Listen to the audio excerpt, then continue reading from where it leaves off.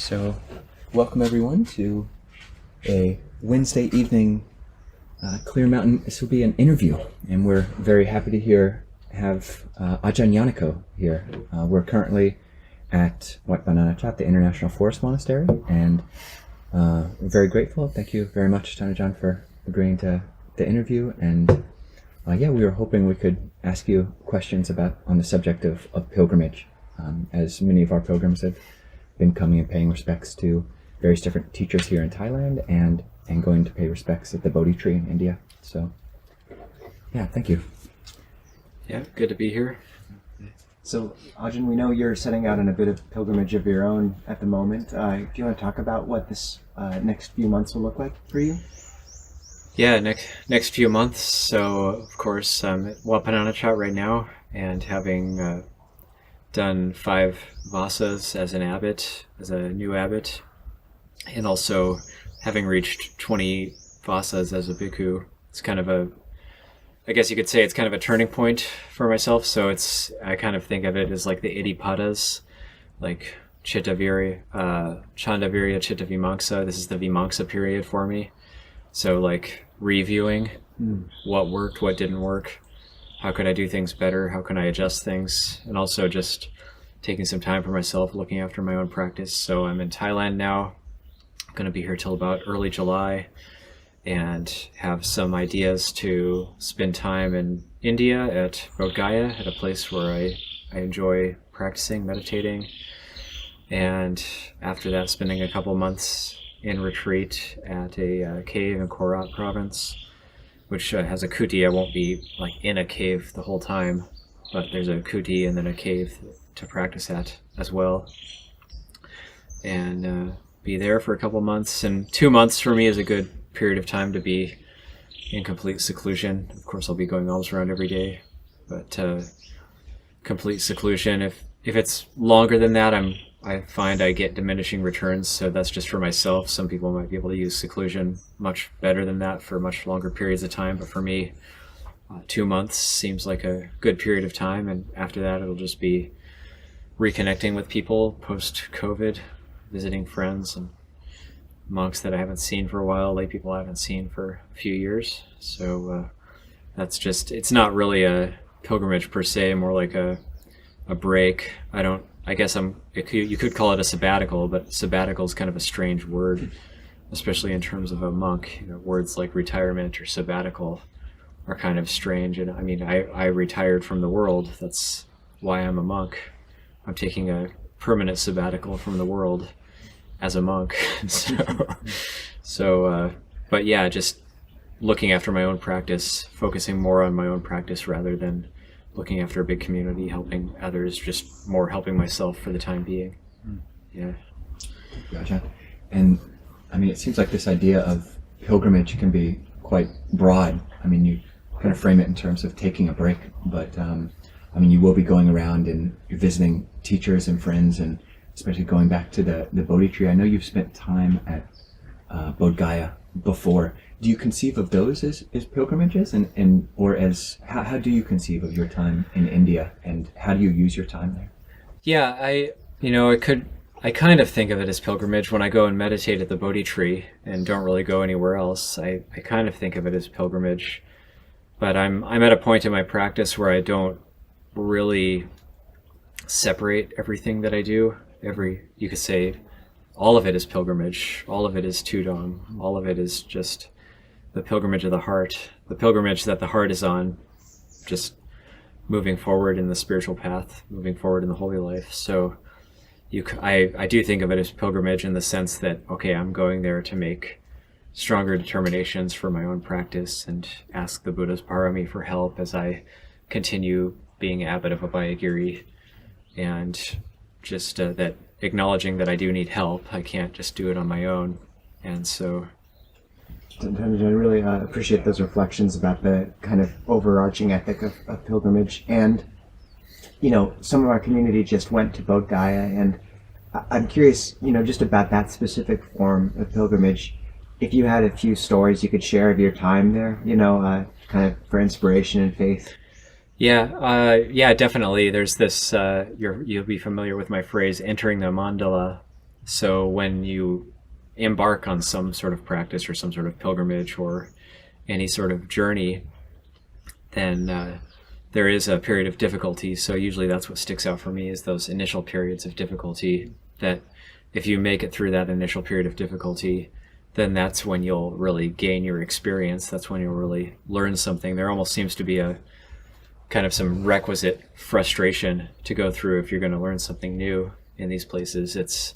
We don't really do it, or we acknowledge it's not going to be easy. There's going to be inevitable challenges. So just one story, for example, I did these 3 separate trips to Bodh Gaya, trying to clock up 1,000 hours of sitting meditation under the Bodhi tree.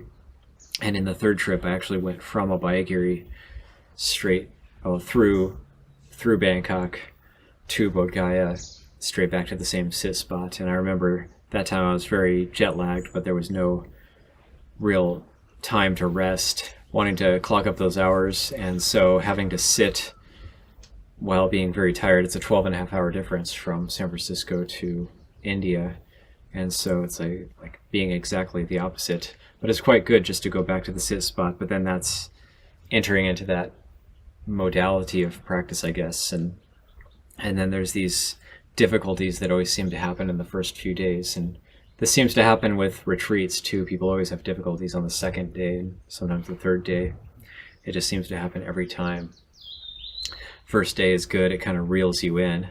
And then the 2nd day is just hell. This is all these failed expectations and wanting to get something from the retreat and not getting it. So no different with any spiritual practice that we take on, whether it's even something like ordination. We're going to inevitably have those failed expectations where we don't get whatever we thought we were going to get from ordaining. And so going back, being tired, sitting at the Bodhi tree, and then I remember first day just putting we had these like faux leather bottom mats, and kind of keeps the dew and the moisture off of your sitting cloth. And so had one of these mats, and then usually the breaks would be dictated by having to get up and go use the restroom facilities. And so about 2.5-hour sit, first day, get up to use the restroom, come back, and there's a dog laying down asleep on my mat. So then I just kind of trying to push the dog a little bit with my foot, and it's not moving. And then I kind of pushed the dog a bit harder, and it yelped at me and got up and peed on my mat right there in front of me. And so I'm wanting to start by clocking up some hours, and there's dog pee all over my mat. And so I just looked at it and kind of thought for a bit and just flipped it over and sat on the kind of faux leather side, not on the cloth side, and just washed it really thoroughly later that evening. But just these little things that they just seem to happen right in the beginning. There's a story of a bodhisattva bird, Ajahn. Yeah, the story of the bodhisattva bird. I hope Ajahn is okay with me telling that. I think he will be. That was actually the previous visit to Bodh Gaya, when he was trying to gather, I think it was 500 or 1,000 Bodhi leaves for his chedi that he was building at an Anagarika Monastery. And of course you can't just go up and pick the leaves off the Bodhi tree. If we could do that, the whole tree would be bare all the time. But if leaves fall on you while you're meditating, then it's considered okay to take them. And so he was making this determination for a certain number of Bodhi leaves and just kind of collecting them as they fell. And then all these Bodhi leaves started falling. And we looked up, and there was this bird actually picking leaves off the tree and just dropping them on Ajahn. And I was sitting right next to him, and none of them were being dropped on me. They were all being dropped on him. And he just had this pile of Bodhi leaves. And I probably wouldn't believe it if I didn't see it myself, if somebody just told me this story. And then he was kind of like started laughing, and he's like, "Look at this bird." And we were looking at it, and it was just picking leaves and dropping them on Ajahn. And then he went up to use the restroom, and the bird stopped, and it just stopped and waited. And then when he came back, it just started dropping leaves on him again. And so something like that is really you can't make it up. I mean, just so the really interesting thing about that was near the end of our second session, where I was still living in Thailand, and I had gone from Thailand to Bodh Gaya. At that time, we were at Bodh Gaya practicing for 6 weeks that time, and or maybe even being on sabbatical. Like all of these things kind of specifically like stretch one's faith, and kind of like both like you see things which seem unbelievable, and in certain ways, like it can almost either test or stretch your faith depending on how you relate to it. Do you have any more stories or reflections on that? Well said to say stretching the faith, because what comes up in my mind is the whole thing about going Tudong. Say I could talk about Tudong in America for not super long Tudongs. The first one was just over a month, and the second one was 2 weeks, third one was 10 days, fourth one was 3 weeks. So not super long, but still you get things happening when you put yourself out there and don't know where you're going to eat or sleep each night, and don't really plan except the direction you're going to walk. Would you define Tudong for our people who don't know what it is? Tudong comes from the word Dutanga, which means allowable ascetic practices that are special practices allowed by the Buddha that help to heighten our practice. Things like eating only once per day, like not having breakfast, or just eating out of the bowl, or only taking whatever dwelling you're assigned to you, which we mostly follow at Abhayagiri, and not picking and choosing your dwelling places. Things like sitting up at night, what we call the Nisajika practice, and those are Dutanga practices. But Tudong has come to mean in Thai monastic wandering and living in the forest, finding secluded places to practice, and also wandering and living completely on faith. So the practice of Tudong is just that. It's a cultivation of the faith faculty, and it's cultivation of the faith faculty as a faculty. It's not necessarily having faith in something, but it's faith as a faculty in and of itself. And the word is saddha in Pali, and faith perhaps isn't a good word to use. It's maybe our best word we can find. It also means like confidence or conviction, but we could say it's conviction in the efficacy of what we're doing, conviction in the monk's life, conviction in our spiritual practice.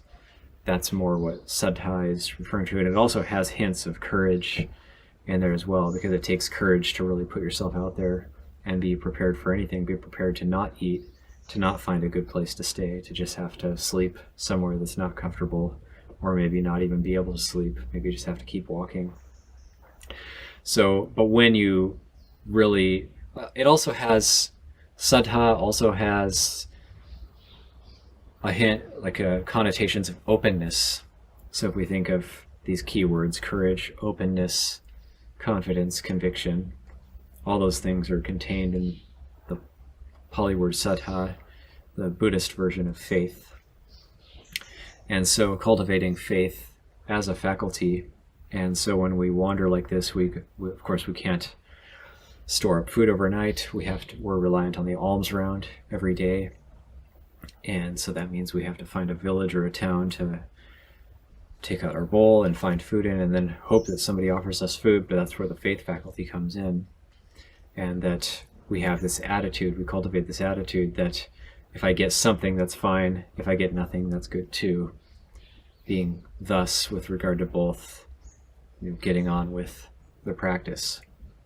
If I get something, great, my body can have energy. If I get nothing, that's good too. The mind and the body are light, and I can still keep going. I can work with that.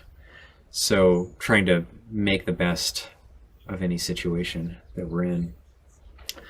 Of course, what happens when the openness part is really, really important for this, because if we're not open, and if we try to go Tudong with like a set agenda, like we're going to walk a certain number of miles each day, for example, it's going to be hell.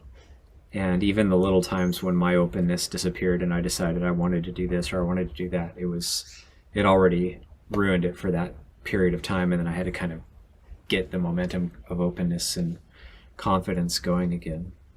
So with Tudong, you really want to be guided by the generosity of others and just guided by the Dhamma, essentially.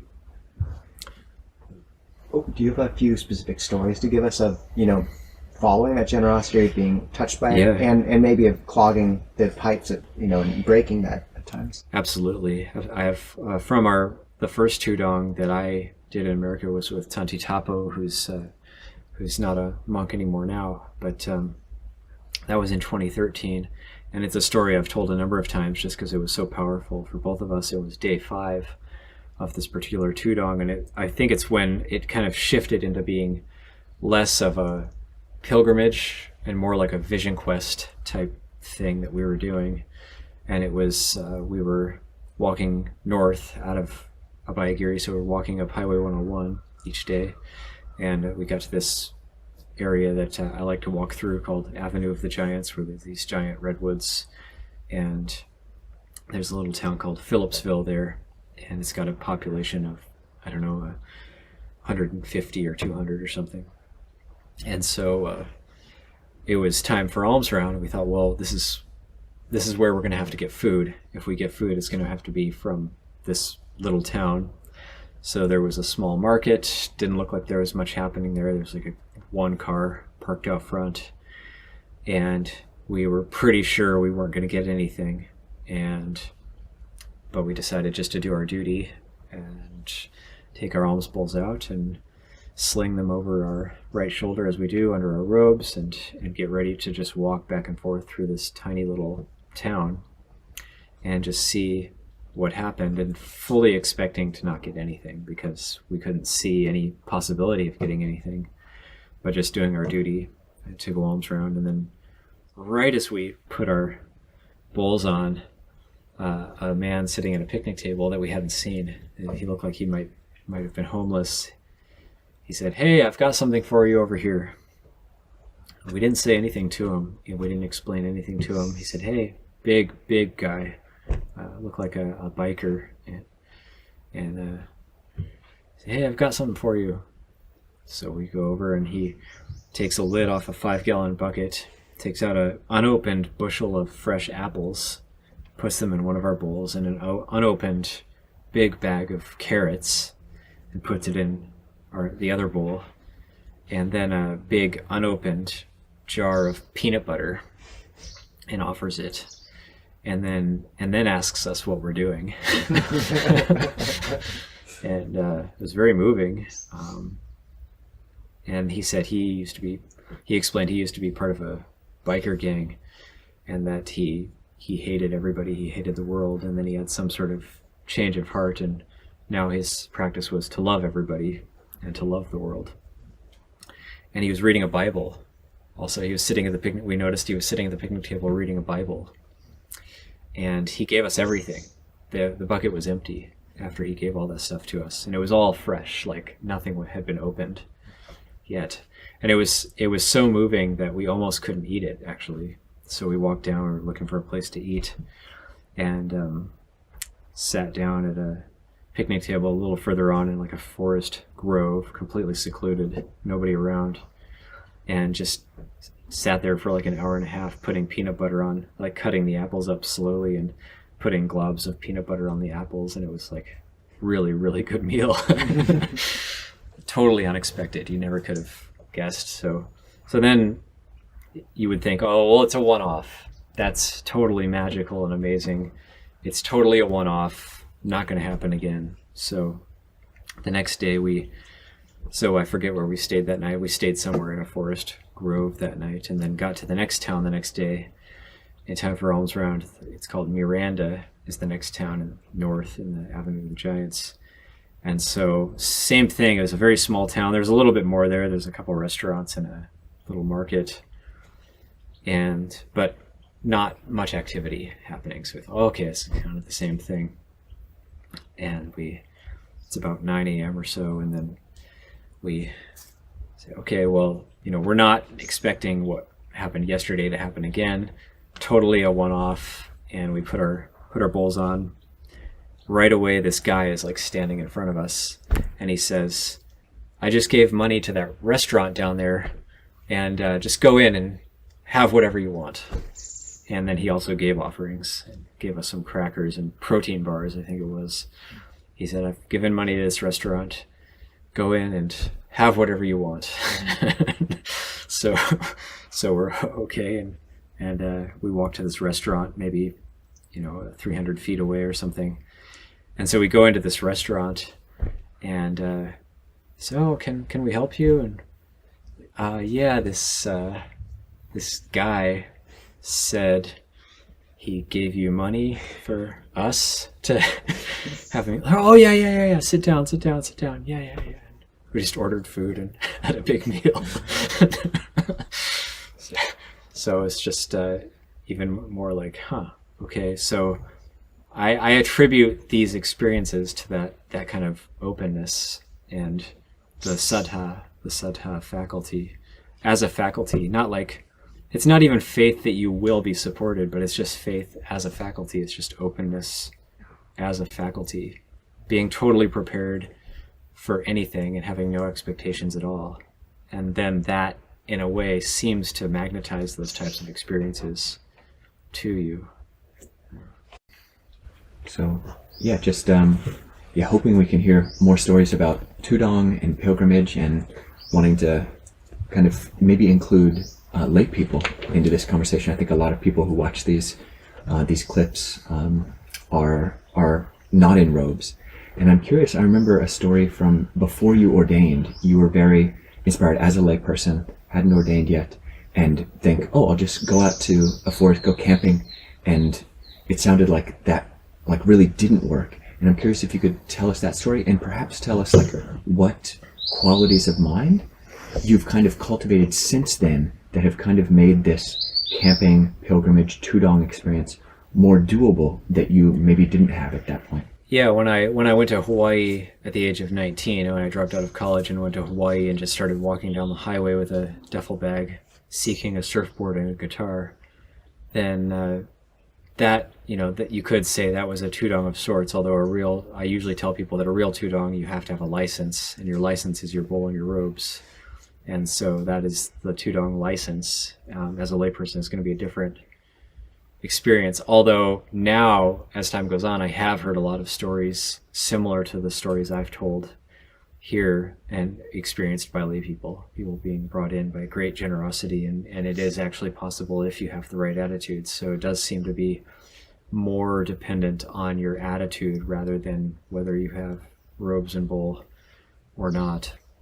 But even that this dovetails well with that entering the mandala idea. So even going to Hawaii and having these difficult experiences of being attacked by chihuahuas on a beach on the eastern shore of Kauai when I was trying to camp out, not knowing anybody and just figuring out where to go and walking north. And even that is like, well, that was day one, so it's like a difficulty, like a test. Like, do you really want to do this? Are you really willing to go into the unknown in this way and be attacked by chihuahuas? How bad do you want that surfboard and guitar? And I know on the Tudong I did with Ajahn Kasapo in 2016, the 10-day, first day I was throwing up and just got super sick. I had food poisoning or something. I don't even know how I got it. And he was totally fine. And we stayed just at a house just north of Abhayagiri in a very small town called Hearst, and just stayed with some people who had given us an offer to stay at their place when we began these Tudongs, and ended up staying 2 nights because I was so sick. And then I thought, am I just going to have to go back to Abhayagiri? But then I got better, and we kept walking. And when we kept walking, so if you want more stories, so when we kept walking, we were walking on Highway 101. We walked partly on the train tracks, paralleling 101, but there's tons of ticks, and they're super overgrown, so we ended up walking on the highway more, actually. And so walking on the highway, and I'd been sick the last couple of days, and I was still like weak, actually, from this. And so I remember we were walking up this hill, and I was telling Ajahn Kasapo, I was actually hanging back a bit. I think I was even walking behind Ajahn Kasapo, and saying, oh, well, it's going to be like midday. We're not going to be able to eat today. And we had been offered some breakfast at our other place, but it wasn't that much, and we were hoping for a meal, but there was no town or anything, so we're thinking, okay, well, looks like we're going to have to go hungry today, maybe that small breakfast we had is going to have to be good enough. And we were just walking on the highway. We were miles away from the next town, and there's no way we were going to get there before midday. So I remember we walked up the highway up this hill, and then there was a pickup truck with a camper parked on the side of the highway with the tailgate down, with a guy sitting on the tailgate waiting for us, and had a camp stove out and said, "Hey, can I cook you guys a meal?" on the highway. So we said, "Yeah, this is unbelievable that you're here now." And so then he said, "Yeah, I'm making asparagus burritos." Okay, awesome, great. And so we took a bit for us to put our packs down and gather in what was actually happening. And there was kind of a turnout, so we had some space. We put our sitting cloths on the dirt and got our bowls out, and he made us asparagus burritos and offered us other types of food into our bowls, and we had a pretty good meal. And totally like, not just not expecting it, but expecting to not eat, like fully expecting to not, there's no way we're going to get food today.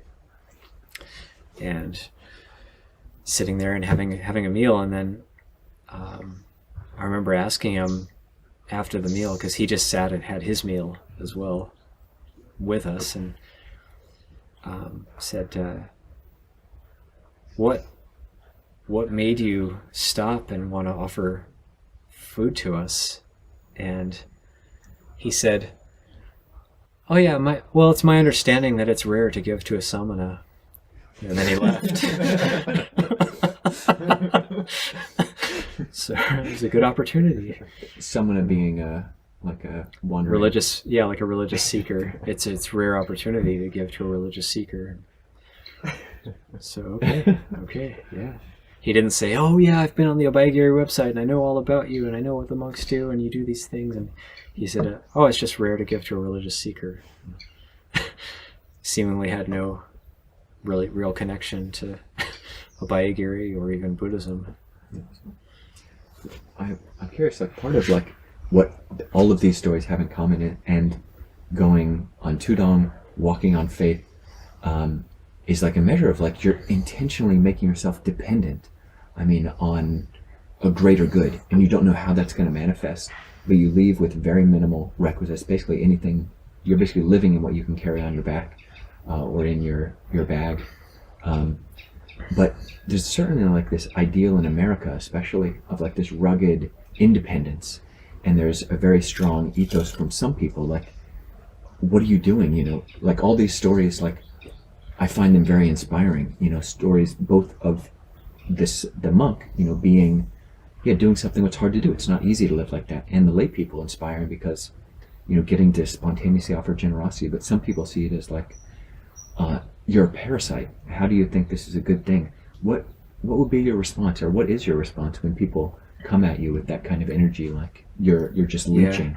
Yeah, very rare, but we have gotten it a couple times on Tudong that we should be working for food and so on.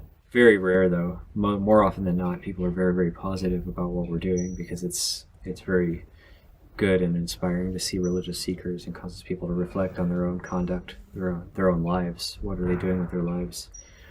But the times it does happen, usually it's like, well, we don't expect food from people, if people are moved to give. There's no pressure at all on them to give, so that people who have that attitude shouldn't give. They shouldn't feel coerced or forced to give. Somebody who develops faith for themselves and confidence for themselves, that can't be forced upon anybody. So if somebody is skeptical of what we're doing, or thinks that what we're doing has no benefit at all, then they shouldn't necessarily go against that. But what we can do in terms of Dhamma practitioners to help them to develop faith is to be totally okay with that and totally open to that energy. Actually, it comes back to our own openness again, totally open to them having that attitude towards us. Not like, oh, well, you know, you've got a lot of defilement, or you're just a nasty person and I'm going to avoid you. But just being kind to them, like, oh yeah, I could totally see what you're saying, and yeah, we should work. You know, we shouldn't be lazy, and just being open to listening to them and hearing them out. And although sometimes it's not worth engaging that kind of energy, I know on 2019 on Tudong with Ajahn Sek in town Tisero, we got to this town called Trinidad, where we always get really good alms food at Murphy's Market at Trinidad. And usually we'll stand there and right away people will come out and offer food to us. And when we were walking up to the market, this guy drove up to us and he started being quite critical of us and giving us kind of a talk about how he's got a problem with one arm, so he only got one arm that he can use, and he still gardens and works really hard and toils away. And when he sees people like us, it makes him feel really annoyed and negative. And I was kind of like engaging him, saying like, yeah, I understand, you know, where you're coming from. Ajahn Sek just walked away. He's like, I'm not engaging with this guy. Like, he saw it right away. Like, this isn't worth engaging with. Like, he wasn't gonna develop faith. He wasn't worth putting effort into. So sometimes you do just have to walk away. And eventually I noticed that Ajahn Sek had just walked away. And I said, okay, thank you for your perspective. And I just walked away as well and just ended the conversation. Ajahn, what's you talk about that opening, and I know often we translate sattha to be a bit less to trigger sort of some Westerners a bit less by translating as like confidence or something, but with faith there really seems to be this quality, at least in what you're talking about, of uplift and love, almost of a real emotional aspect which confidence doesn't quite get at. Yeah. When did that side concretely manifest for you most? When was the turning point for you? It's an ongoing process, because the faith faculty, say you have the 5 faculties, and saddha is the first faculty there, and that's a very important set in the Buddhist teaching.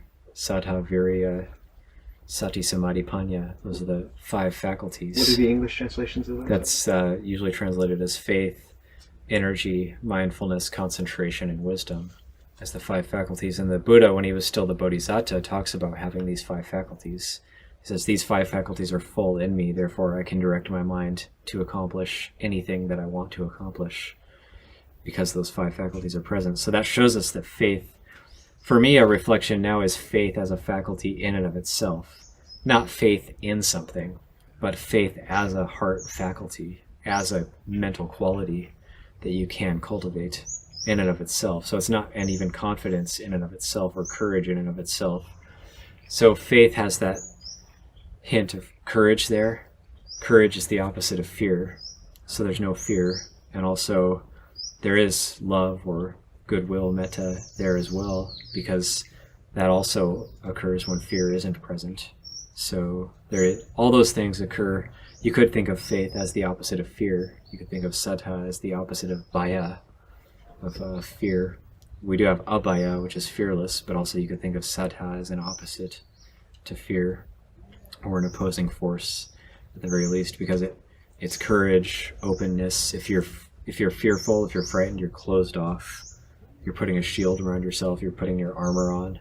You don't want to be open. You don't want to let things in. You don't want to let difficult energies in. You don't want to let difficult people in. So fear closes off, whereas saddha is like an opening. So you think of the Buddha with the ultimate in saddha as a power. You have the 5 faculties, the indriyas, but then when they're cultivated to the ultimate point, they become the balas, or the powers. The 5 powers are the same as the 5 faculties, but when they're cultivated to their ultimate point, then they become powers. And when one reaches stream entry in the suttas, it says that one has confirmed faith or confirmed confidence. That saddha is then it's bolstered up that much more. So when you're cultivating this as an actual faculty, that can be cultivated a lot over time. So that's a reflection for me these days, is how do I how do I strengthen that faith faculty in and of itself, rather than trying to convince myself I should have faith in something, or I should have confidence in Buddha Dhamma Sangha because of this and this and this reason. It's not, faith is not convincing yourself based on your intellect or your knowledge. Faith is a heart quality that arises when you get inspired by true Dhamma, true teachings. Ajahn, can you talk about a bit more about that in terms of how like faith might transfer? So I've had this experience. Say I live very close to Luang Por Pasanno. I see him in many different situations. I've got faith in Luang Por Pasanno, and then he's got faith in Luang Por Liam. And so for me, it's easy to make that next shift, because although I have been cultivating faith in a particular person, I'm also cultivating the faculty at the same time, and then it can just shift. In your experience, how does that, most Westerners are interested in meditation. Yeah. How does all this like specialized faith shift over and support meditation, or does it? It absolutely has to support meditation, because you've got samadhi in there as well as one of the faculties, and eventually one of the powers. But faith in a person is good. But if you have faith in a person, it's good to back it up and see what is that faculty of faith. If you minus the person, what is that? What is that faith? Because there, in the suttas, you have that too. There's a sutta about the drawbacks of having confidence in a person. You have confidence in a teacher who is inspiring. Maybe they follow the Dhutanga practices and you're very inspired by them, and they give good Dhamma talks, they give good teachings, and then they disrobe. And then there's some sort of scandal and you're heartbroken, you can't believe it. And that's where your faith gets tested. If you have faith in Luang Por Liam, say if Luang Por Liam was to suddenly disrobe, which I'm sure he wouldn't, but if, just hypothetically speaking, then where is the faith? So if our faith is put with the person, or it's dependent on the person, then it's not that strong yet. It's not really a faith faculty yet. But if we have faith that's cultivated as a faculty, and that person is just, say, a catalyst for that faith, that's a very important distinction. Because if our faith is just dependent on a person, then they say a senior monk, our teacher, he disrobes, well, I'm going to disrobe as well, because my faith was completely dependent on that person being a monk. So you had that with when Luang Por Cha passed away. A lot of the monks disrobed because their faith was placed completely in Luang Por Cha and completely dependent on having Luang Por Cha there. But then for the monks who had developed faith as a faculty, they were able to actually say, well, this, honor Luang Por Cha in a way by actually continuing on as monks and continuing on with their spiritual training. And so it's super important to come back to faith as a faculty. Thank you, Ajahn. Do you have any, advice for just, it seems like part of cultivating this openness is also putting yourself in these situations that are truly open. For a layperson who has a pretty full life and many duties, marriage, kids, job, how do they cultivate faith in this way, or this openness? What would be some concrete ways you could think of them to find that? And I can try to link that with the idea of meditation, faith and meditation too. Well, for a layperson who has got the whole list of everything, yoga, mom, soccer, kids, 3 kids, 3 jobs, whatever, and going to college, or, the sort of high-powered American lifestyle. If you've got that, then that has to be your practice. Of course, if you're going to try to you can only do so much in 24 hours. If you try to add a meditation practice to all that, you're going to have to cancel something else out. You're going to have to quit one of your 3 jobs, or take less classes, or have less kids. That's maybe not an option. But whatever you're doing, whatever you've chosen to take on, that has to be your practice. Of course, if you have all those things going on, yes, you're not going to be able to dive deep into the practice in the way that some practitioners who try to shed all of the external things. Even the monks have duties and stuff, but the precepts help us to shed a lot of distractions and actually focus more on the practice. But faith is coming back to Ajahn Kogilo, faith is a faculty for meditation, or as a precursor to meditation, or a foundation for meditation. super important as well, because it's like the old phrase, how we do anything is how we do everything. So if we go through our lives with that openness to whatever's arising in the present, then inevitably we're going to relate to our meditation in the same way. And so when we're meditating, we're going to be open to whatever's arising in the mind. And so when we think about, usually when we hear the word concentration or we think about samadhi, we might be very, very sincere in wanting to try as hard as we can to get into samadhi. The problem with that is it's going from a preconceived idea of what samadhi is.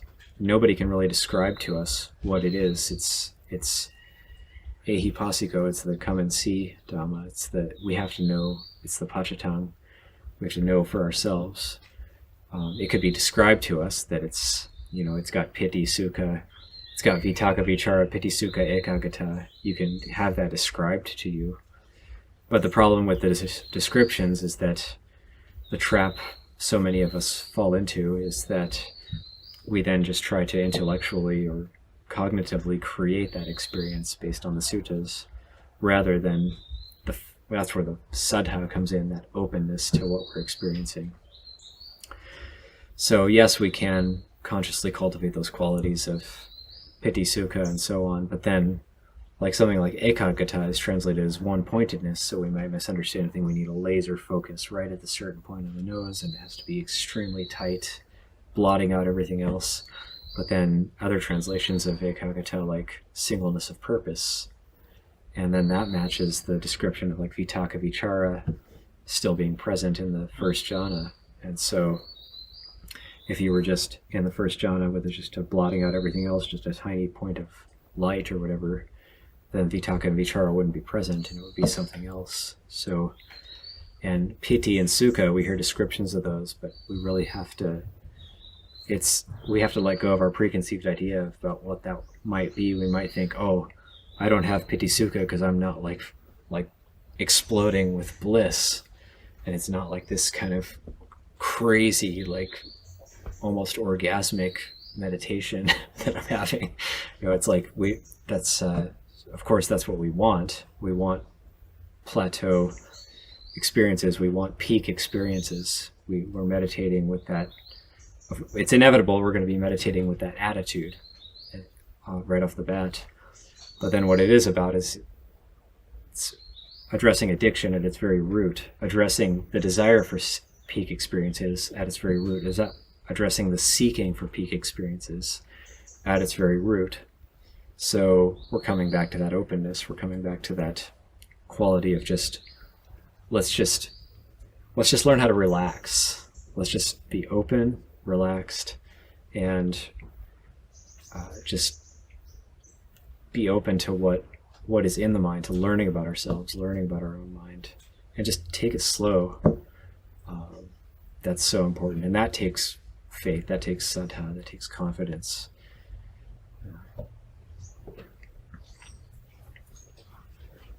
Anything else? We've got about 15 minutes at this point. Yeah, Tanner John, thank you. Is that good enough? Yeah, Okay. it's great. Thank you so much. Man. Can we pay respect to you? Yeah, it's nice that we're doing that and doing this interview in this location. Yeah.